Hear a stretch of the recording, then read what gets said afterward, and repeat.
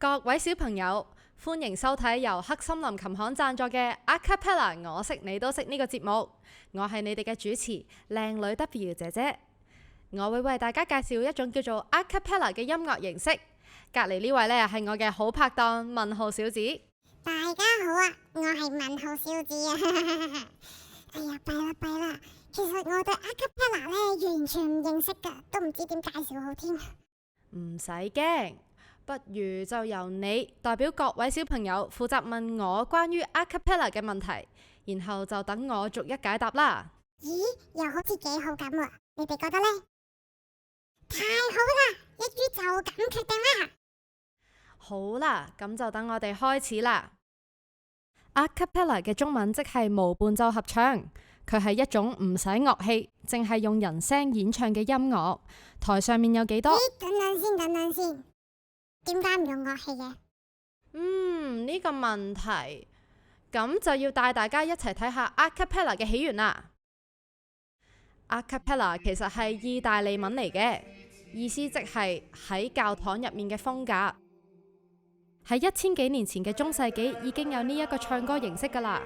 當時嘅教會認為用人聲清唱比起用樂器伴奏更為聖潔，因此就誕生咗 Acapella 呢一種純人聲嘅形式啦。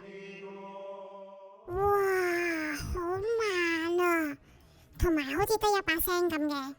呢一種音樂風格係叫做葛利果聖歌 （Gregorian Chant）。歌曲嘅題材呢都係關於宗教嘅。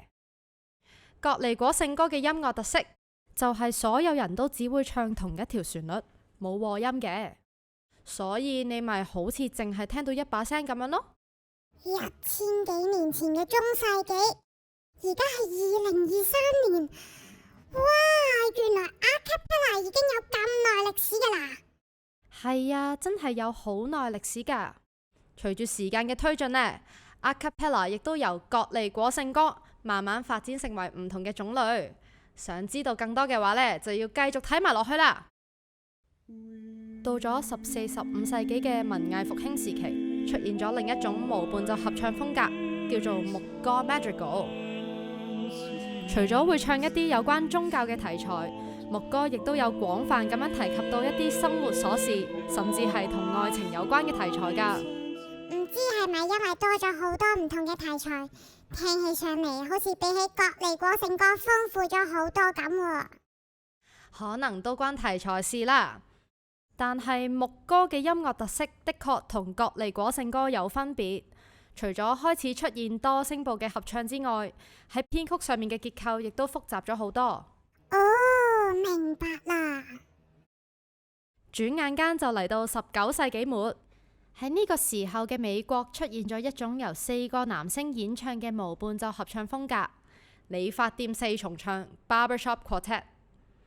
喺演唱嘅過程中，通常都會有一個聲部負責個主旋律，而其他嘅聲部呢就負責和音同埋低音，係非常着重各個聲部之間嘅配合噶。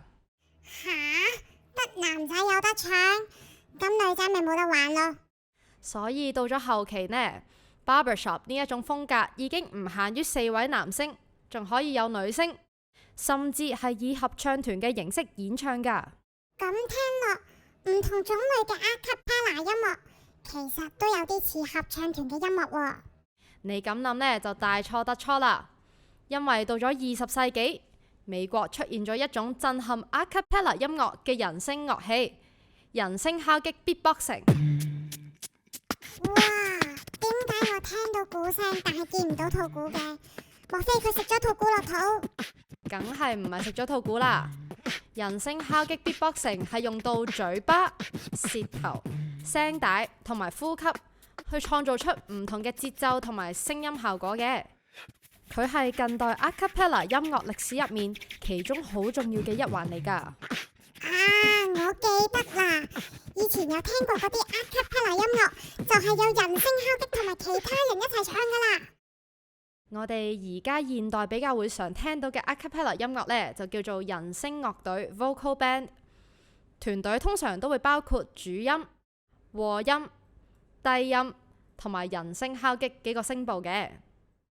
就好似嚟緊一鋪清唱嘅《向黑森林琴行前進吧》音樂劇場入面，都會涵蓋咗主音、和音、低音同埋人聲敲擊咁多個聲部㗎。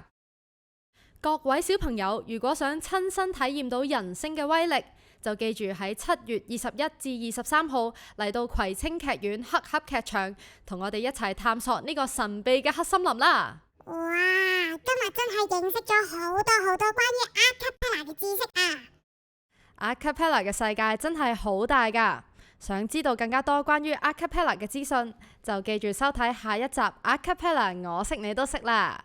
拜拜！記得 like， 記得 share， 記得 subscribe， 一鋪清唱。